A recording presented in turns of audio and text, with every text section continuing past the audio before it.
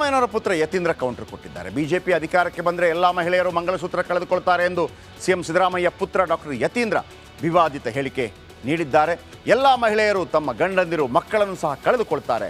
BJP ಅಧಿಕಾರಕ್ಕೆ ಬಂದರೆ ಕೋಮುಗಲಭೆ ದೊಂಬಿ ಮಾಡ್ತಾರೆ, ಗಲಾಟೆ ಮಾಡಿ ಮಕ್ಕಳನ್ನು ಸಾಯುವಂತೆ ಮಾಡ್ತಾರೆ, ಆ ಮೂಲಕ ನಿಮ್ಮ ಮಂಗಳಸೂತ್ರವನ್ನು ಕಿತ್ಕೊಳ್ತಾರೆ ಅಂತೇಳಿ ಇವರು ಕೂಡ ಭಾವನಾತ್ಮಕವಾಗಿ ಹೇಳಿಕೆಯನ್ನು ಕೊಟ್ಟಿದ್ದಾರೆ. ಯತೀಂದ್ರ ಸಿದ್ದರಾಮಯ್ಯ ಅವರ ಹೇಳಿಕೆಯನ್ನು ಗಮನಿಸಿ. ಪ್ರಧಾನಿಗಳು ಏನು ಮಾತಾಡಿದಾರಲ್ಲ, ನಿಜವಾಗ್ಲೂ ಬಿಜೆಪಿ ಪಕ್ಷ ಅಧಿಕಾರಕ್ಕೆ ಬಂದರೆ ಬರೀ ಹಿಂದೂಗಳ ಮಂಗಲಸೂತ್ರ ಅಲ್ಲ, ಎಲ್ಲ ಧರ್ಮದವರು ತಾಯಂದರು ಕೂಡ ತಮ್ಮ ಗಂಡಂದ್ರನ್ನ ತಮ್ಮ ಮಕ್ಕಳನ್ನ ಕಳ್ಕೊಳ್ತಾರೆ. ಯಾಕೆ ಅಂತಂದರೆ ಇವರು ದೇಶದಲ್ಲಿ ಬರೀ ಕೋಮುಗಲಭೆ ದೊಂಬಿ ಗಲಾಟೆ ಇದನ್ನು ಇದು ಮಾಡಿ ಅವ್ರ ಮಕ್ಕಳು ಸಾಯೋ ಹಂಗೆ ಮಾಡ್ತಾರೆ, ಒಬ್ರನ್ನೊಬ್ಬರು ಬಡ್ದಾಡಿಕೊಂಡು. ಮತ್ತು ಶಿಕ್ಷಣ ಉದ್ಯೋಗ ಇದನ್ನು ಯಾವುದೂ ಕೊಡದೆ ನಮ್ಮ ಮಕ್ಕಳನ್ನು ಈ ರೀತಿ ಕೋಮು ಗಲಾಟೆಗಳಲ್ಲಿ ತೊಡಗಿಸಿ ಅವರು ನಿರುದ್ಯೋಗಿಗಳಾಗಿ ಅಶಿಕ್ಷಿತರಾಗಿರೋ ಹಾಗೆ ಮಾಡ್ತಾರೆ. ಹೀಗೆ ಇದಕ್ಕೆ ಸಂಬಂಧಪಟ್ಟ ಹಾಗೆ ಹೇಗೆ ಹಿಂದೂ ಮುಸ್ಲಿಂ ಅನ್ನುವಂಥ ವಿಚಾರಕ್ಕೆ ಸಂಬಂಧಪಟ್ಟ ಹಾಗೆ ಎಷ್ಟು ದುಡ್ಡು ಹಿಂದೂ ದೇಗುಲಗಳಿಂದ ಬರುತ್ತೆ. ಯಾಕಂದರೆ ಹಿಂದೂ ಮುಸ್ಲಿಂ ಅನ್ನುವಂಥದ್ದು ಭಾಳ ಜೋರಾಗಿ ಮಾತು ಬರ್ತಾ ಇದೆ. ನರೇಂದ್ರ ಮೋದಿ ಅವರೊಂದು ಕಡೆ ಹೇಳಿದರು, ನೋಡಿ ಮುಸ್ಲಿಮರಿಗೆ ಕೊಡ್ತಾರಂತೆ, ಆಮೇಲೆ ಒಳನುಸುಳುಕೋರು, ಆಮೇಲೆ ಹೆಚ್ಚು ಮಕ್ಕಳಿದ್ದವರು.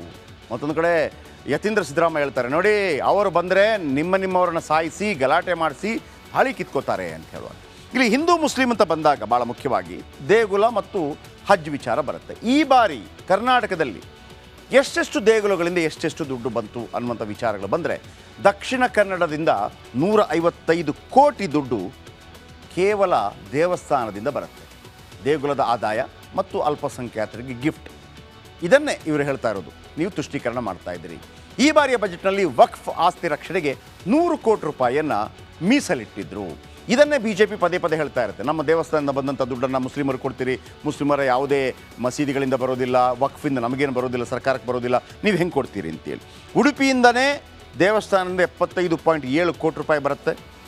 ಮಂಗಳೂರು ಹಜ್ ಭವನಕ್ಕೆ 10 ಕೋಟಿ ರೂಪಾಯಿ. ಇದು ಈ ಹಿಂದೆ ಬಿಜೆಪಿ ಟ್ವೀಟ್ ಮಾಡಿತ್ತು, ಇದನ್ನು ಈ ಹಿಂದೆ ಕೂಡ ಟ್ವೀಟ್ ಮಾಡಿತ್ತು. ತುಮಕೂರಿನಿಂದ 37.1 ಕೋಟಿ ಬರುತ್ತೆ. ಮುಸ್ಲಿಂ ಯಾತ್ರಾ ಸ್ಥಳಗಳಿಗೆ 20 ಕೋಟಿ ರೂಪಾಯಿ ಖರ್ಚು ಮಾಡಿದ್ದೀರಿ. ಬೆಂಗಳೂರು ಗ್ರಾಮಾಂತರದಿಂದ 16.6 ಕೋಟಿ ದೇವಸ್ಥಾನದ ಬರುತ್ತೆ. ಕ್ರೈಸ್ತರಿಗೆ 200 ಕೋಟಿ ಮೀಸಲಿಟ್ಟಿದ್ದೀರಿ. ಒಟ್ಟು 436 ಕೋಟಿ ಬರುತ್ತೆ. ಒಟ್ಟು 333 ಕೋಟಿ ಅಲ್ಪಸಂಖ್ಯಾತರಿಗೆ ಮೀಸಲಿಟ್ಟಿದ್ದೀರಿ. ಆ ಮೂಲಕ ನೀವು ತುಷ್ಟೀಕರಣ ಮಾಡ್ತಾ ಇದ್ದೀರಿ ಅಂತೇಳಿ ಈ ಹಿಂದೆ ಬಿಜೆಪಿ ಆರೋಪವನ್ನು ಮಾಡಿತ್ತು. ಇನ್ನು ರಾಹುಲ್ ಗಾಂಧಿಗೆ ವಿವಾದಗಳು ಬಿಡ್ತಿಲ್ವೋ, ರಾಹುಲ್ ಗಾಂಧಿಯ ವಿವಾದಗಳನ್ನು ಬಿಡ್ತಿಲ್ವೋ ಗೊತ್ತಿಲ್ಲ. ಇದೀಗ ಕಾಂಗ್ರೆಸ್ ನಾಯಕ ಮತ್ತೊಂದು ವಿವಾದ ಸೃಷ್ಟಿ ಮಾಡಿದ್ದಾರೆ. ಇಂದಿನ ಯುವಕರು ರೋಡ್ನಲ್ಲಿ ಅಡ್ಡಾಡುತ್ತಾ ಇನ್ಸ್ಟಾಗ್ರಾಮ್ ಫೇಸ್ಬುಕ್ ನೋಡ್ತಾ ಇದ್ದರೂ ಕೂಡ ಅವರಿಗೆ ಟಕಾ ಟಕ್ ಕಟಾ ಕಟ್ ಅಂತ ತಿಂಗಳಿಗೆ 8,500 ರೂಪಾಯಿ ಬರುತ್ತೆ ಅಂತ ರಾಹುಲ್ ಗಾಂಧಿ ಹೇಳಿದ್ದಾರೆ. ಏನು ವಿಚಾರವನ್ನು ಗಮನದಲ್ಲಿಟ್ಟುಕೊಂಡು ಹೇಳಿದ್ರು ಗೊತ್ತಿಲ್ಲ, ಕೇಳಿಸ್ಕೊಳ್ಳಿ.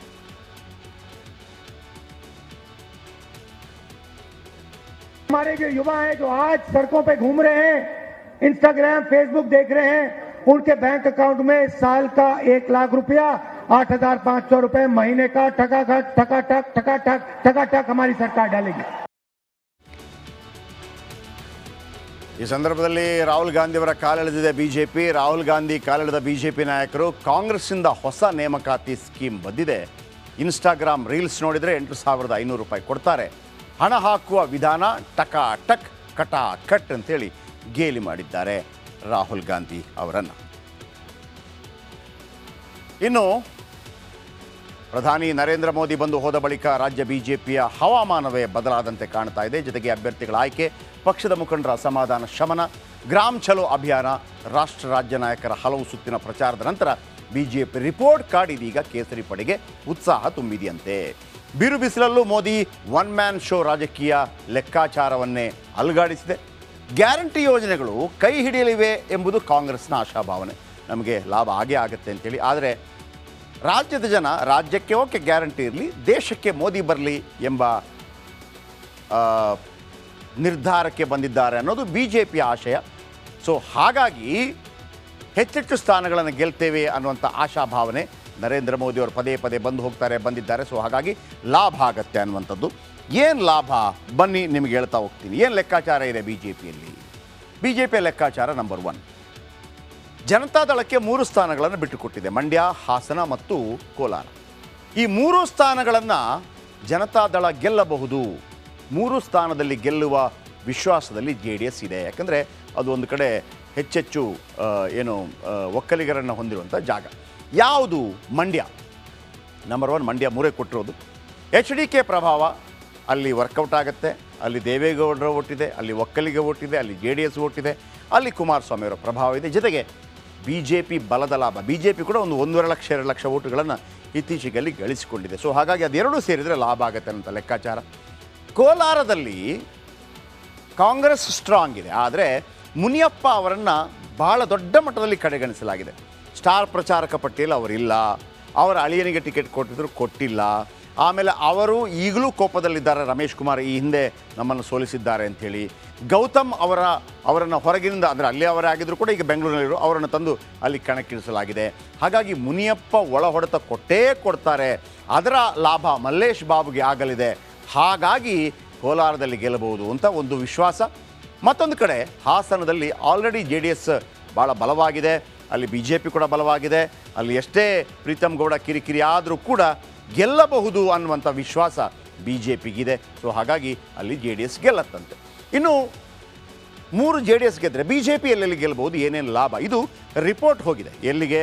ಹೈಕಮಾಂಡ್. ಯಾವ ಕಾರಣಕ್ಕಾಗಿ BJP ಲಾಭ ಆಗ್ಬೋದು? ಯಾಕಂದರೆ ನೋಡಿ, ಇವತ್ತು ಕೆಲವು ಡೇಂಜರ್ ವಿಚಾರಗಳನ್ನು ಹೇಳಿದರು.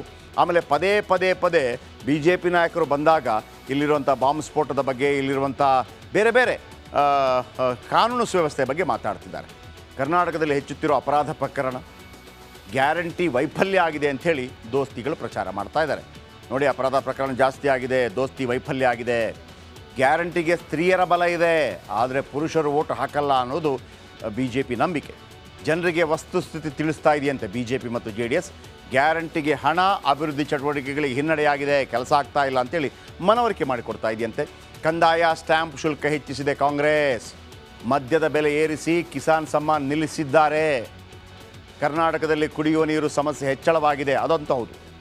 ನೀರು ಕೊಡೋದಕ್ಕೆ ಭಾಳ ಶ್ರಮಪಟ್ಟರು. ಮೇವಿನ ಸಮಸ್ಯೆಗೆ ಸಿಗದ ಪರಿಹಾರ, ಬೆಳೆ ಪರಿಹಾರ ಸಿಗದಿದ್ದಕ್ಕೆ ರೈತರು ಕೋಪಗೊಂಡಿದ್ದಾರೆ. ಉತ್ತರ ಕರ್ನಾಟಕದಿಂದ ವಲಸೆ ಬರ್ತಾ ಇದ್ದಾರೆ. ಬಿಸಿಲ ತಾಪ ಜಾಸ್ತಿ ಆಗಿದೆ. ಸೊ ಇದೆಲ್ಲವೂ ಕೂಡ BJPಗೆ ಲಾಭ ಆಗುತ್ತೆ ಅಂತೇಳಿ BJP ನಂಬಿಕೆ. BJP ಆಂತರಿಕ ವರದಿ ಏನು ಹೇಳುತ್ತೆ ಅಂತಂದರೆ, ದೆಹಲಿ ಹೈಕಮಾಂಡ್ಗೆ ಒಂದು ರಿಪೋರ್ಟ್ ಸೇರಿದೆ. ಆ ರಿಪೋರ್ಟ್ನಲ್ಲಿ 25 ಪೈಕಿ ಕಳೆದ ಬಾರಿ ಬರೋಬ್ಬರಿ 14 ಕ್ಷೇತ್ರಗಳಲ್ಲಿ ಮುನ್ನಡೆ ಇದೆ. 25ರಲ್ಲಿ 14 ಕ್ಷೇತ್ರದಲ್ಲಿ ಮುನ್ನಡೆ ಇದೆ. ಬೀದರ್, ಕೊಪ್ಪಳ, ಚಿಕ್ಕಬಳ್ಳಾಪುರದಲ್ಲಿ ಅಲ್ಪ ಮುನ್ನಡೆ ಇದೆ. ಬೆಂಗಳೂರು ಗ್ರಾಮಾಂತರ, ಚಿಕ್ಕೋಡಿ, ಬಳ್ಳಾರಿ, ದಾವಣಗೆರೆ, ರಾಯಚೂರು, ಕಲಬುರಗಿಯಲ್ಲಿ ನೇರ ಹಣಾಹಣಿ ಇದೆ. ಚಾಮರಾಜನಗರ, ಚಿತ್ರದುರ್ಗ ಕ್ಷೇತ್ರಗಳಲ್ಲಿ ಭಾರಿ ಟಫ್ ಇದೆ ಅನ್ನುವಂಥ ಮಾಹಿತಿಗಳಿದೆ. 14ರಲ್ಲಿ ಬಿಂದಾಸಾಗಿ ಗೆಲ್ತೀವಿ. 14ರಲ್ಲಿ ಅದಾದ ನಂತರ ನೋಡಿ, ಬೀದರ್, ಕೊಪ್ಪಳ, ಚಿಕ್ಕಬಳ್ಳಾಪುರದಲ್ಲಿ ಸ್ವಲ್ಪ ಅಲ್ಪ ಮುನ್ನಡೆ. ಬೆಂಗಳೂರು ಗ್ರಾಮಾಂತರ, ಚಿಕ್ಕೋಡಿ, ಬಳ್ಳಾರಿ, ದಾವಣಗೆರೆ, ರಾಯಚೂರು, ಕಲಬುರಗಿಯಲ್ಲಿ ನೇರ ಹಣೆ. ಚಾಮರಾಜನಗರ, ಚಿತ್ರದುರ್ಗ ಕ್ಷೇತ್ರದಲ್ಲಿ ಭಾರಿ ಟಫ್ ಇದೆ. 2 ಟಫ್ ಇದೆ. ಉಳಿದ ಕಡೆ ಮ್ಯಾನೇಜ್ ಮಾಡಬಹುದು ಅನ್ನುವಂಥ ಲೆಕ್ಕಾಚಾರ. ಇನ್ನು